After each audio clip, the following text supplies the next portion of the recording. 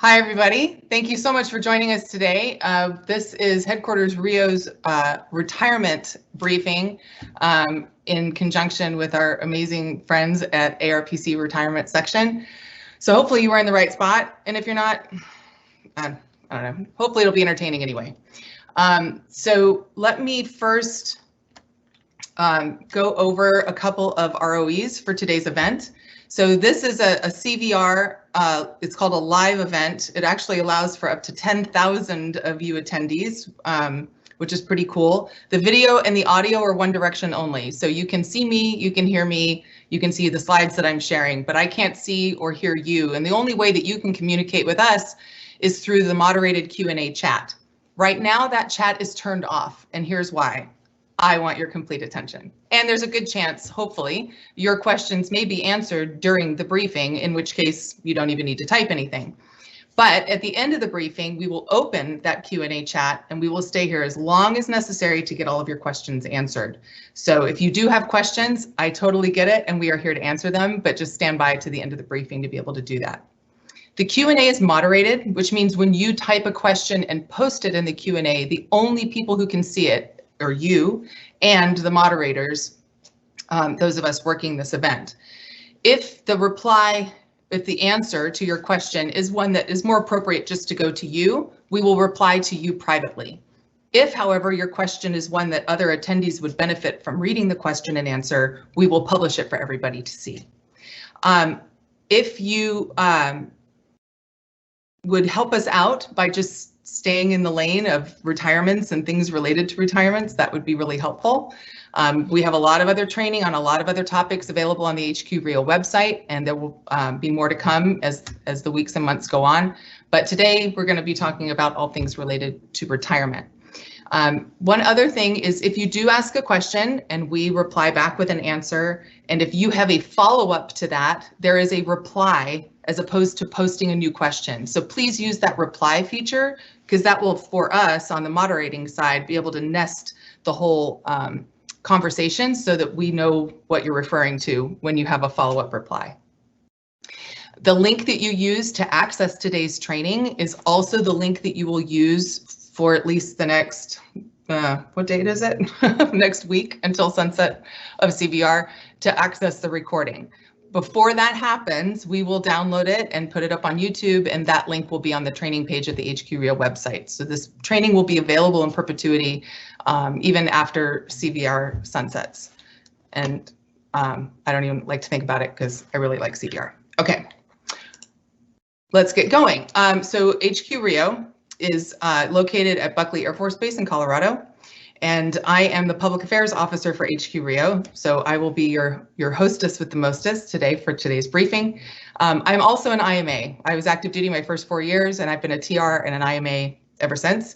So I can speak from a Rio staff member perspective, but I can also speak from an IMA perspective. There are t-shirts that you have, and trust me, I have them too. We do have a team of moderators helping us out today. Some HQ Rio staff members, a few of our detachment commanders are here, as well as a couple of representatives from the ARPC retirement section who have been an enormous help giving me the information I need to make today's slides. So when you get an answer to whatever your question is, those are the people answering the questions. Okay, here's what we're going to talk about today. First, how to qualify for a reserve retirement.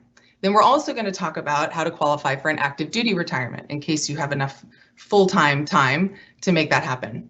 We're going to briefly discuss sanctuary and reduced retirement age, how to apply for retirement, how to start your retirement pay when the time comes, and then I'm going to show you a really cool, fairly new website that will allow you to calculate and project your retirement benefits. So let's get going. Ooh, that was snazzy. I didn't even put that transition in there. All right. So first off, let's talk about qualifying for a reserve retirement. So this screenshot is from my PCARS. And what I want you to look at here is the career satisfactory service number that's listed. So what you see is I have 19 good years. That was as of 27 May. And that's where you're going to go on your PCARS, which is accessible through the virtual MPF, to find out how many good years toward retirement you already have. but you need to have 20 to qualify for a reserve retirement. There's a couple things I want to point out. So the first is, you'll notice on the other side, the other red circle says last R&R year points earned. I printed this on, about a week ago. Now you'll notice my R&R date is 22 May, and that last R&R year points earned, that only shows the R&R year from 2019 to 2020. If you want to see if you've earned a good year, or how many good years you've earned, for instance, that section at the top of your PCARs, it takes about 60 days to update. Well, this was only a week after the closeout of my R&R, which is why it doesn't show the 20 years that I have earned as of 2 weeks ago, which is actually the accurate number. So just keep in mind, pay attention to the years of the dates that you're looking at when you're looking at your PCARs summaries, because if you're looking at it, fewer than 60 days from the closeout of your R&R, it's going to be showing you the previous year's summary. Okay, so to qualify for a good year, you have to have 50 points. You get 15 points of what we call membership. I call it points for breathing. And then your other points are earned from your AT and your IDTs, any orders you do, ECI points if you do distance learning. Those all add up toward the points that that qualify you for a good year. If you have certain medical codes, you may only need 15 years to qualify for retirement. And if you have questions about that, that's something to discuss with the medical folks and also with the retirement section. It would have been a whole other briefing to get in the weeds on that. But 20 years that's the number you need to hit. And for a year to be a good year, you have to have 50 points. I do want to say, if you ever get confused about a good R&R year versus your good FY year, it can be very confusing. I've talked to people who have been IMAs for years and still don't quite have it in their head. It's really, really, really important that you understand how that tracking works. If you go to the website, the training page of the HQ website, we did a training quite a few months ago about how to track your R&R and FY years. So I really recommend you go and watch that training. Download the slides and take a look at those. There's an Excel spreadsheet, unofficial, but Excel spreadsheet tracker that you can use to help track and make sure that you don't end up, missing stuff where you've scheduled it and end up having a bad year. Okay. All right. So a couple of specific things for the officers who are watching right now. The date that you must retire is called your mandatory separation date, or your MSD. It's whichever of these two is earlier. So it's either the first day of the first month after you turn 60. If you go past that, you need a waiver, or it's based on your rank. So if you ever spent some time on the IRR, those years count toward your MSD, and it's important for you to know. So using myself as an example, I'm a lieutenant colonel. I came in 1998. But I have 3 years on the IRR. That doesn't matter. Those don't count toward retirement, but they do count as if basically it doesn't stop the clock on your MSD. So I can stay in for 28 years as a lieutenant colonel. That means in the year 2026, they're going to drag me out of the gate and you're going to see nail marks going through it because they're going to kick me out of the Air Force. Okay. If you make colonel, then you get 2 extra years. And then for our flag officers, there's more time there to be able to stick around. To retire as an officer, the other thing that's important for you to know is you need to have 10 years of commissioned service as an officer. So, if you were prior enlisted for 15 years and then you commissioned and now you're a 5-year captain, you've earned your 20 good years. You could retire, but you're not going to retire as a captain. Okay. And then the last thing to know is to receive pay based on your last rank. You need to be, if you're a lieutenant colonel and above, you have to be in that rank for 3 years. For our prior enlisted members who retire as majors or captains, it's 6 months in that rank to receive that retirement pay. But remember that 10 years commissioned service matters too. Okay. For our enlisted friends, the date that you need to be aware of is called your higher tenure. If you go onto virtual MPF and select the record review and then select service history, the screenshot is the service history of one of our amazing people at headquarters Rio who was willing to share her screenshot with me, which I appreciate. So higher tenure is whichever of these is earlier, the first day of the first month after you turn age 60, or the first day of the first month after hitting 33 years of creditable service. So if you go to this screen, the service history screen of your record review in virtual MPF, you'll see that red circle shows you what your higher tenure date is. So just keep that in mind when you're looking at retirement planning. You will receive retirement pay based on the last rank you held. The retirement order and the ID will show the highest grade that you held. So if for whatever reason you held a higher grade, but you retired at a lower grade, your pay is based on your last rank held, but your ID and your order will show the highest grade held, and that's determined at ARPC. Okay, so let's talk about the retired reserve. You'll see wording a lot on MyPERS about transitioning into the retired reserve. That's just another way of saying you've retired, okay? So voluntary retirement, you're gonna go on to VPC, and I'm gonna show you how to do this. You can start up to a year before your requested retirement date. If, however, for whatever reason, you don't start the retirement application process until less than 30 days before that projected date, you actually have to do a written request, an MFR that goes through your detachment. So, if, excuse me. So if that's the situation you find yourself in, first thing you need to do is call your detachment. Okay. Involuntary retirement happens automatically when you hit your higher tenure or MSD, and it takes about 3 to 6 months for them to process that. But it happens whether you go into VPC or not, right? So you don't need to do that part if you're going to retire on your MSD or your higher tenure. Now let's talk a little bit about qualifying for an active duty retirement. The first thing I want to clear up, because there's a big misconception on this, is there's no magic points total. So, we talk a lot about points as reservists. That's how we qualify for our good years toward reserve retirement. We earn points for every day of order we do. But when it comes to qualifying for an active duty retirement, what you need to focus on is what your TAFMS is, your total active federal military service, okay? The TAFMS is calculated by whatever time, if any, you spent on active duty, and then any time on orders, basically any type of orders other than annual tour. So your AT and your IDTs don't count, okay? If you go to the virtual MPF, self-service actions and record review, and go to that service history page, you will see your TAFMs. So here's a screenshot of mine. So I have 5 years, 4 months, and 11 days of TAFMs. So unless I, live and work and stay in until past the age of 100, the chances of me qualifying for an active duty retirement are pretty slim. But that's where you find it, and that's what that number means when it's broken up like that. What you're looking at is years, dates, or years, months, and days. All right. Anytime you do orders, let's say you do a 25-day order, then it's going to add that to your TAFMS time, as long as it's not AT. So it's cumulative. It just adds 2. Okay. If you, and I'm, like I said, I'm going to show you how to go into VPC and apply for retirement. But when you do that for an active duty retirement, here's a list of things that you need to keep in mind. Okay. Now, terminal leave, there are some situations where people would get that. There are a lot of situations where they don't, or permissive, out processing. For everybody, you're going to put in your ceremony date, and that's so that the people at retirements know when they need to get the certificates and all that fun stuff sent to you.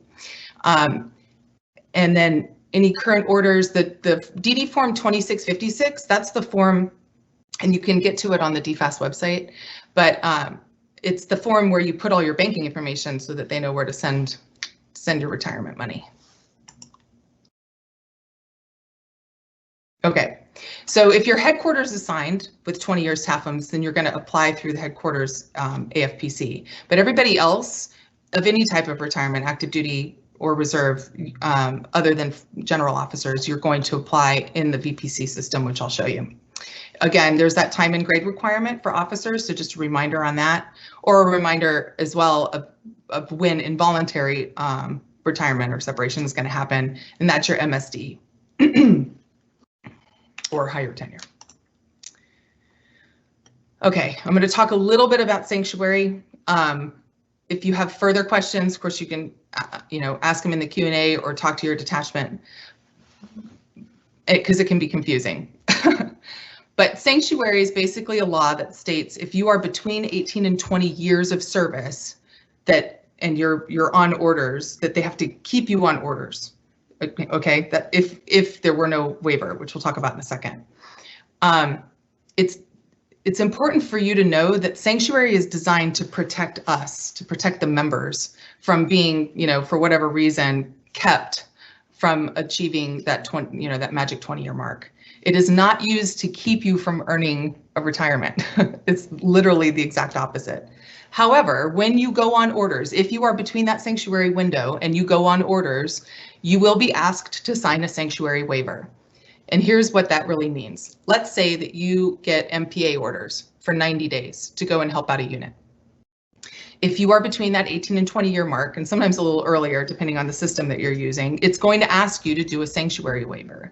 And what you are stating with that waiver is, I promise to go do these 90 days of orders and then go home, okay? Because the way that law is written, theoretically, you could be like, well, I'm just going to stay on here. Well, there's a whole lot of reasons why the unit funding, for instance, wouldn't be able to do that. They've got funding for those 90 days. That's what you agreed to. And so a sanctuary waiver is simply stating, I agree to do those 90 days, and then I'm going to go home. Okay. So you're waiving that right to claim sanctuary during that time. Now, there's two kinds of sanctuary, though. As a reservist, there's a reserve sanctuary, which is, for instance, like I said, I just hit 20 years. So for the last couple of years, every time I did orders, I had to do a sanctuary waiver because I was within 18 to 20 good years toward a reserve retirement. But for those of you who might be getting close to an active duty retirement, then you're talking 18 to 20 years of TAFMs, and that way that will also generate a sanctuary waiver for the same reason. But it's not the way you request your orders, it goes to the detachment orders writers, they write it, people sign it. That nobody's going to say, oh, we're not going to approve these orders because then you might earn an active duty retirement and take a bunch of extra money. No, that's not what's happening at all. The sanctuary waiver is just you agreeing to what the deal was with whatever unit you're going to do those orders for the number of days that you agreed. Hopefully that clears that up. Okay. Reduced retired pay age. So like I said, I've been an IMA and a TR since, or a TR, or IRR too, since 2002. But a year ago, January, I started these long-term RPA orders with HQ Rio doing this job. So it's the first time I had ever done, anything really other than about a week or so of MPA. I didn't know this existed. It's pretty cool. Let me explain. So under normal circumstances, as a reservist with a reserve retirement, you would begin collecting your retirement when you turn 60. However, when you are a reservist, anytime you are on longer orders, okay, if you have 90 cumulative days, and that the law changed not too long ago so that it can cross over at fiscal years, which is kind of cool. That 90-day chunk, if you put in your application, and I'm going to show you how to do that too, that reduces your retirement age by 3 months, by 90 days. So, as a time and a reservist, let's say I do a total of 3 years of orders, keeping in mind they have to be in consecutive fiscal years if they cross over, that kind of stuff. Then I could start collecting my retirement at age 57 as opposed to age 60. It's pretty sweet. If you have active duty time, that does not count toward reduced retirement. It's only time on orders as a reservist, not AT. Okay, so your prior active duty time, your AT, and if you're an AGR, those do not count. But MPA, RPA, and school tours do count. Okay, qualifying active duty, that time can cross consecutive fiscal years. Okay, so back in 2008, they changed that law.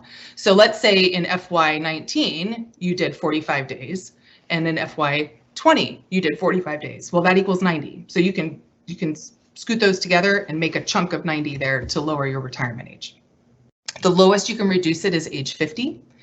There is a VPC application that you can do to process the paperwork for that reduced retirement age. I'm going to show you how to do that here soon.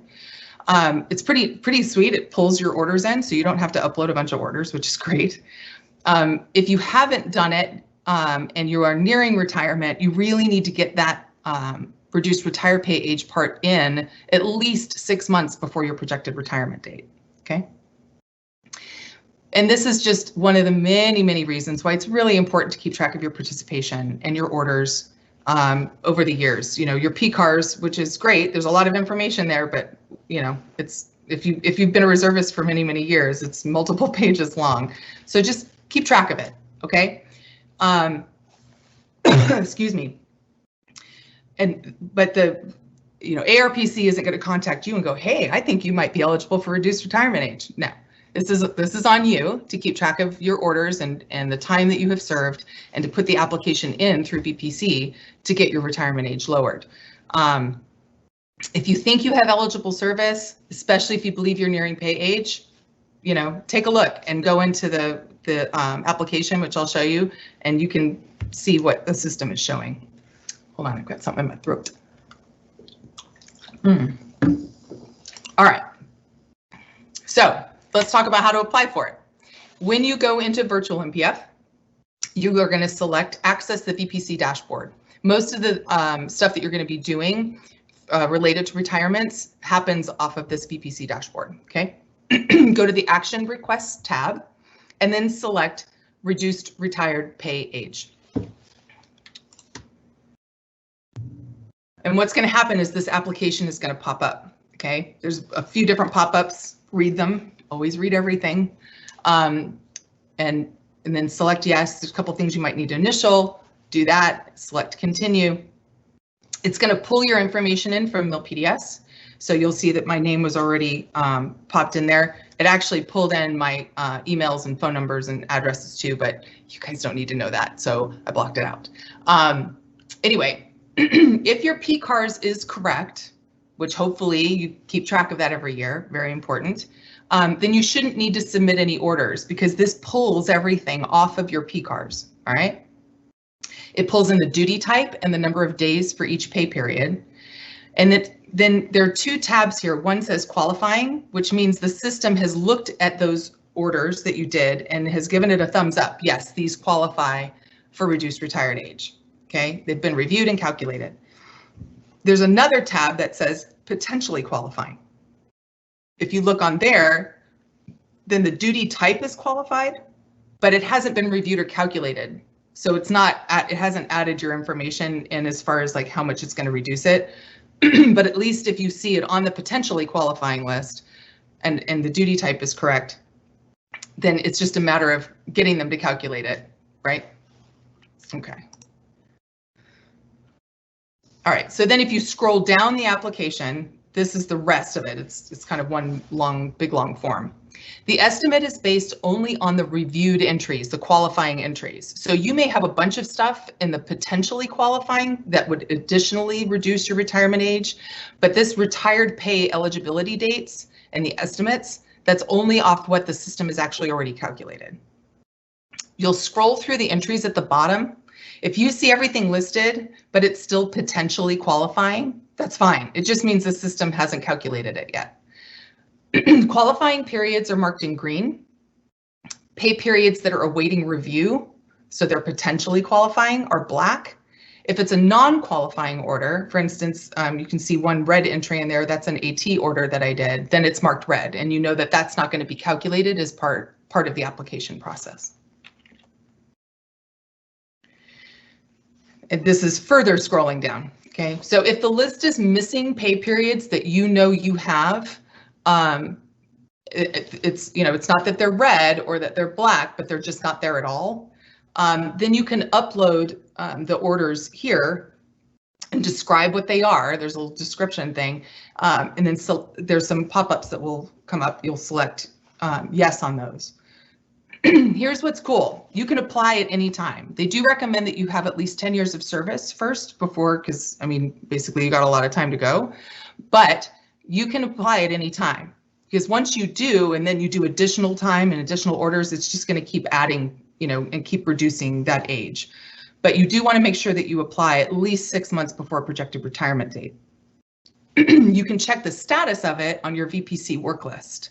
So once you've put through this application, which I did when I was doing this, because might as well, then I can go in and see. But it's, are they going to, calculate all my stuff tomorrow?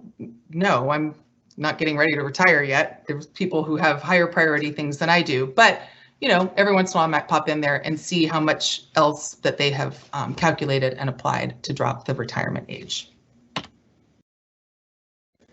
All right, so that's how you take care of the reduced retirement age, which is like I said, I think it's pretty sweet. All right, now we're going to talk through how to apply for retirement.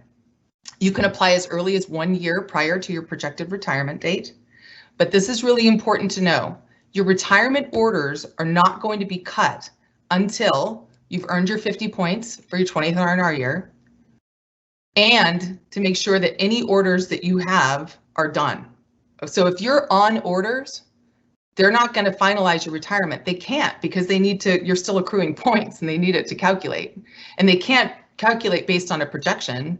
I mean, I'm on orders to the end of the fiscal, right? But lots could happen. I could get hurt, the orders could be curtailed, I don't know, whatever. So the orders need to be over with. So one of the things that's probably a smart idea, especially if you've got a bunch happening around your projected retirement date, is probably take those last few months off of working long tour orders or orders of any kind, because if you're on a long MPA tour until the end of the fiscal year and you want to retire at the end of the fiscal year, you're not going to get your retirement orders until the end of the fiscal year. So there may be some other stuff that you might want to have those retirement orders earlier. On the active duty side, they're going to get them much earlier, but we're different. What else is new? So, but that's why, is because they're calculating those points and they can't finalize the calculations until you finish earning points. Okay. The retirement date has to be after the closeout of your 20th R&R year. So even though you apply for retirement earlier than that, the projected date has to be after that. Okay, so one of the questions that I saw on Facebook was, let's say, my R&R year is in May. Well, let's say I get all my 50 points by December. I still can't retire until it can't close out until that 20th year is done, regardless of when I earned the 50 points. Okay, if you had a bad year or if you sat on the IRR, that time's not going to count toward your good years. You have to have 50 points of good years. So your eligibility to retire is going to be pushed off by that time. So if, I just earned my 20th year a couple of weeks ago, but I've been in the Air Force for 23 years. 3 of them I sat on the IRR and those years don't count. All right, this is how you apply for retirement through VPC. Again, you're going to go to the VPC dashboard, go to the Actions Request tab, scroll down to the Retirement section, and it lists, it says Reserve AGR mandatory pay at age 60. It should also say active duty, and it doesn't, but just so you know, if you're applying for an active duty retirement, you're going to use the same link, okay? And then a series of pages are going to come up that you have to initial and hit continue. Read these. Please, there is a ton of information on here. A lot of the questions that I saw asked on Facebook when I, solicited, hey, what do you need to know when I was getting ready for this training? A lot of it is included on those pages. I actually recommend that you print them to PDF so that you have them to refer back to, because this is confusing stuff and it takes months to process. You're not going to remember everything, but this is not a time to just type in your initials and hit continue without reading the pages. And again, just a reminder for our flag officers, you don't apply this way. You're going to go through RAG to do your retirement application. But here's what I mean by all the pages of information, because there are 7 of them.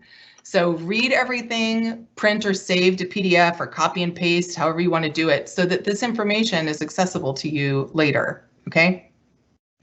So section 3 is a checklist of what you need to do and when you need to do it. Section 4 talks about your eligibility for retirement. Section 5 that covers any restrictions there might be.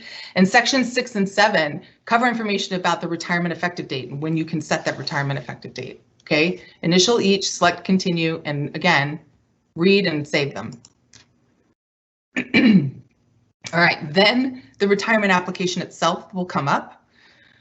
And you're going to select the appropriate action. So there are 4 radial buttons there: reserve retirement, active duty retirement, RRPA, which is that reduced retirement pay age, or age 60 retirement. Those last 2, we'll talk about those in a minute. But for right now, you would either select the reserve retirement or the active duty retirement, depending on which one you're applying for.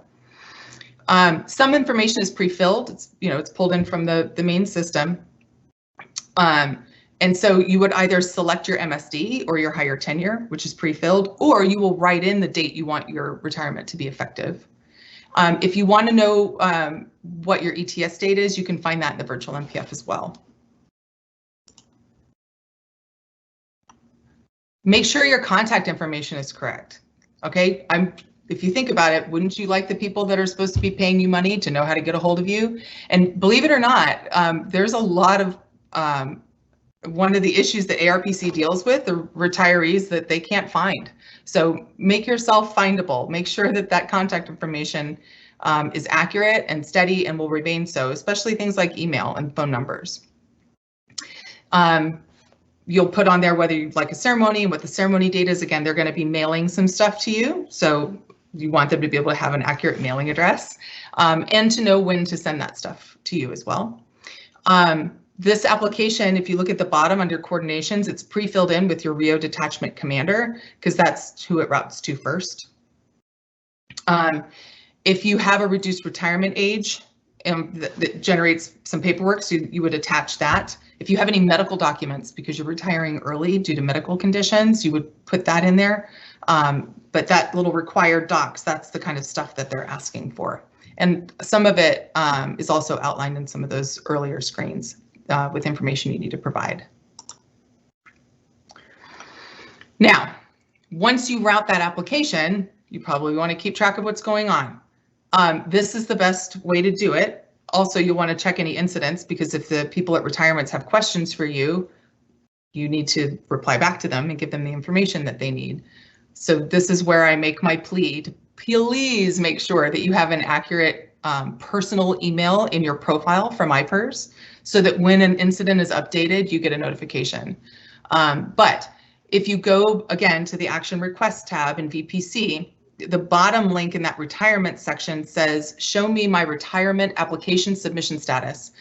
If you click it, this is what comes up. Now, I don't have a retirement application, so there's no status at all, but it's going to show you where it is along the way. So you don't need to send an incident in to say, hey, where's my stuff?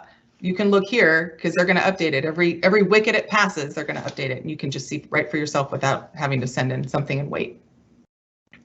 But just, again, keep in mind that it's going to stall right before that order's completed until you're done performing any duty, okay?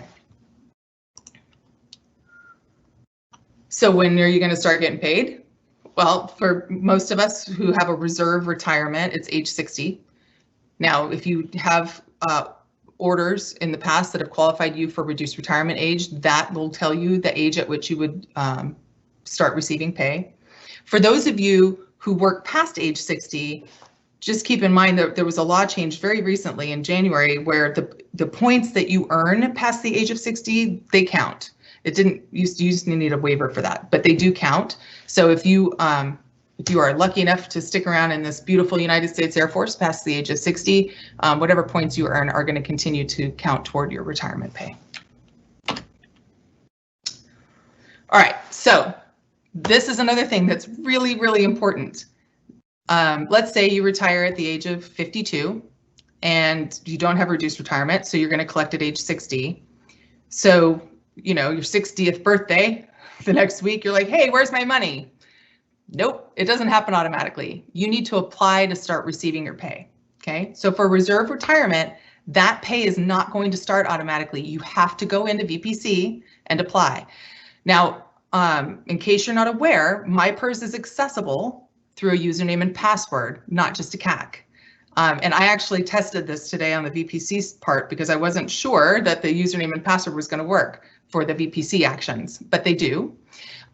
So before you final out and go on about your merry way, you need to make sure that you have a username and password that's accurate and keep that up. Okay.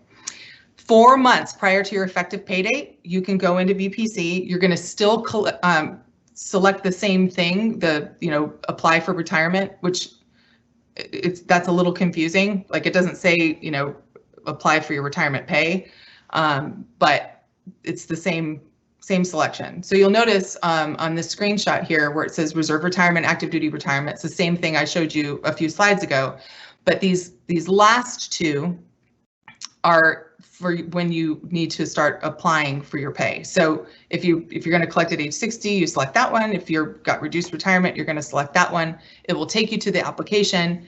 Again, you'll put your information in and kick off your request for your pay to begin on the appropriate date. And this is kind of interesting. So let's say I don't know, are rolling around in money and it's, your 68th birthday and you're like, oh my gosh, I totally forgot to apply for my reserve pay. I mean, that'd be kind of nice, right? Anyway, so then you go in and you apply, but you should have collected for the past 8 years.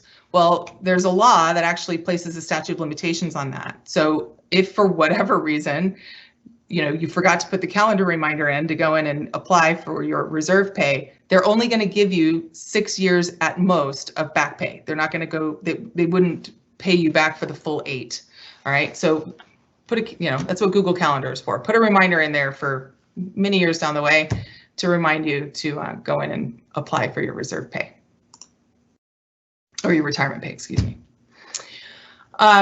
All right, now we're going to talk about this totally cool website that I just learned about a few months ago. This is myairforcebenefits.us.af.mil. It is a CAC-enabled website, and it pulls your info after you CAC in. It pulls your information from MilPDS. You don't need to be on a government network to use it. I did all this on the personal side of my computer. And really, to me, one of the coolest things is it has these really nice calculators. Where you can do some projections to help you plan your retirement and what you're going to get. Let me show you what it looks like. So as I said, this is all automatically populated. This screenshot was taken before I changed anything. So it's pulling it all out of our personnel system.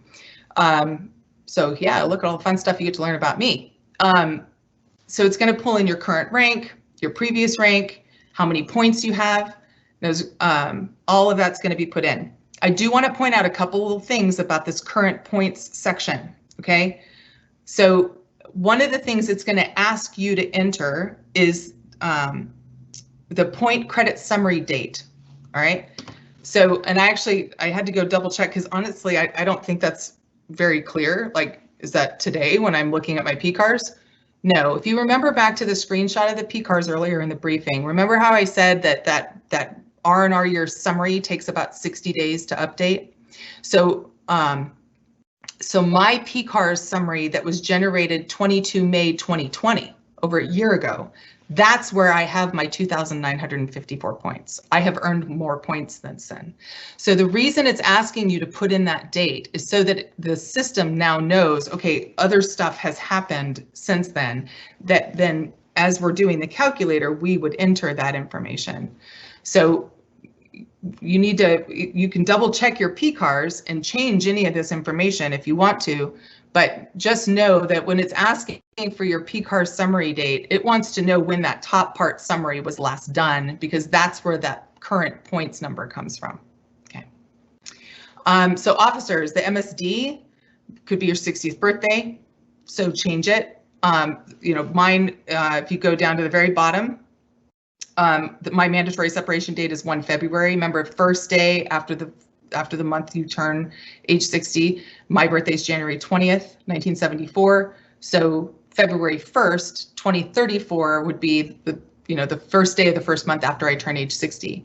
But my MSD is not that date because I came in when I was young enough that my MSD is actually earlier than that based on my time in rank. Okay, so you might need to change that. For our enlisted members, you're going to enter your higher tenure date if it's not correctly populated into that MSD field. They don't have the HYT on here.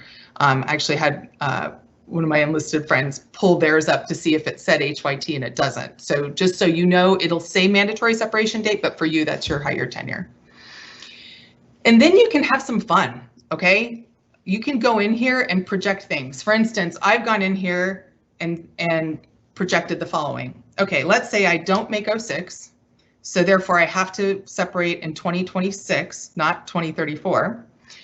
But I plan to do roughly 3 more years, 365 times 3 of full-time orders over between now and when I retire. And you would put your projected date in here. If you have contingency operations, you would put that in there. And then, so when you put your projected retirement date, it's going to assume those 50 points that you get each year, right? It's going to assume your AT and your IDTs and your 15 membership points. But then you can put projected future or additional reserve component years and months of service from the last point credit summary. Remember on here, that point credit summary was done over a year ago. So I went ahead and entered for sure, because I've been on full time since then. So that's 365 right there as far as years and months. So 1 year, okay. And then I was thinking, okay, I'll probably do like, considering the 1095 rule and taking breaks or whatever. Let's say I do another 3 years of, full service on orders. If I do a mobilization tour, you pop that in there. And any additional points, like if you're going to do school and earn ECI points, keep in mind you can't go over 365 points. Like I did Air War College last year when I was full time, so I earned ECI points, but not really because they didn't count toward retirement. You can't earn more than 365 in a year. And then it's going to calculate all those down there. Okay, so I did that and I printed that to PDF and saved it because that's that scenario. Okay, well now what if I make rank? Okay, and so then I stay in longer and then I do more orders, and then you can see what that scenario looks like. So here's what it looks like when you fill in everything. So again, your current points are from the last calculated R&R year. So this scenario is me not making Colonel, retiring at my MSD because I'm staying here until they kick me out, working full-time for an additional 5 years there, and then so that also would reduce my retirement age, right? So I have to add that into my retired pay eligible date. And so I would start collecting my reserve retirement at age 54. Additional points, put those in, and just a reminder, that you've got that, it already assumes that 50 points. So when you put in additional points, you can't go over 365 in a year. So you kind of back that 50 points out when you're adding your points in. So you can just play with it. And guys, this is all an estimate. It's hey, this is kind of interesting to see what it's going to look like. So you can't take it down to the penny as gospel by any means, but it's a good way to get a general idea of what you might be looking at for retirement, which when you're doing your full retirement planning with your financial advisor, that's really helpful for them. So this is what it's going to show you. It'll show you, because pretty much almost all of us are on the high 3 monthly average plan. Our points get us a certain multiplier. And there's charts that you can look up on here that will show you what those are. So in today's dollars, my monthly retirement starting at age 54 would be $3,488. Now here you can calculate your reserve component survivor benefit plan premiums and your survivor benefits if you elect to do those. I would love to have covered some of that in today's briefing, but it was just too much stuff. So there's a lot of information on all of that on this website, and it's pretty clearly written. So I think you can probably learn what you need to learn about the 2 survivor benefit plans there. And then calculate, or print this, save it so that you don't have to go through this rigmarole again. And then you can take a look at it and refer to it if you need to. And then you can always go back in, a year from now and things might have changed and do a different calculation with a different scenario.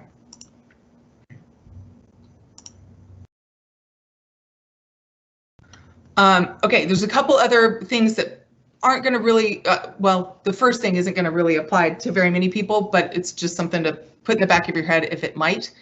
If you earn an active duty retirement, but then kept serving in the reserve and made, like, let's say you made rank, there are some scenarios where it would be financially advantageous to you to convert your active duty retirement into a reserve retirement, because the time that you did and the rank that you were as a reservist afterward, it wouldn't count toward an active duty retirement.